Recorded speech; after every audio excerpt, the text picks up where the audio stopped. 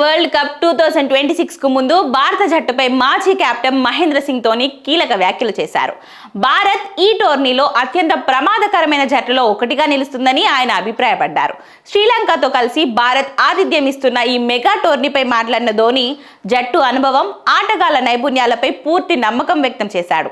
ఇక భారత జట్టు ప్రస్తుతం అన్ని విభాగాలలో బలంగా ఉంది. బ్యాటింగ్, బౌలింగ్, ఫీల్డింగ్ అన్ని విషయాల్లోనూ పర్ఫెక్ట్ గా ఉన్నారు. ఈ ఫార్మాట్ లో వాళ్లకు భారీ అనుభవం ఉంది. ఒత్తిడిలో ఎలా ఆడాలో వారికి బాగా తెలుసు.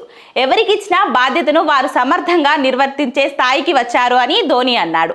అయితే ఈ టోర్నీలో భారత్ గ్రూప్ ఏలో పాకిస్తాన్, నెదర్లాండ్స్, నమీబియా, అమెరికా జట్లతో కలిసి ఉంది. పాకిస్తాన్ ఇప్పటికే భారత్తో మ్యాచ్ను బైకాట్ చేస్తున్నట్లు ప్రకటించడంతో భారత్కు ఆ మ్యాచ్లో ప్రాఫిట్ ద్వారా విజయం దక్కే అవకాశం ఉంది. అయితే భారత జట్టు బలంగా ఉన్నప్పటికీ ఒక అంశం తనను ఇప్పటికీ భయపెడుతుందని ధోని వెల్లడించారు. అదే డ్యూ ఫ్యాక్టర్ అని స్పష్టం చేశాడు. డ్యూ అంటే నాకు అస్సలు ఇష్టం ఉండదు. మైదానంపై తేమ పడితే మ్యాచ్ మొత్తం మారిపోతుంది. అప్పుడు టాస్ కీలకంగా మారుతుంది. నా ఆట సమయంలో కూడా ఇదే అంశం నన్ను ఎక్కువగా భయపెట్టేది.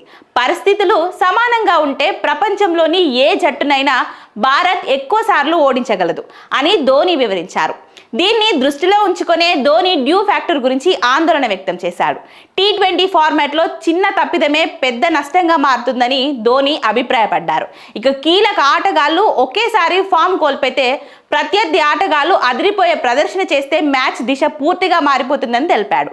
ఎవరికి గాయాలు కాకుండా అందరూ తమ పాత్రను సరిగ్గా పోషిస్తే భారత్ ప్రపంచంలోనే అత్యంత ప్రమాదకరమైన జట్టుగా నిలుస్తుందని ధోని అన్నారు.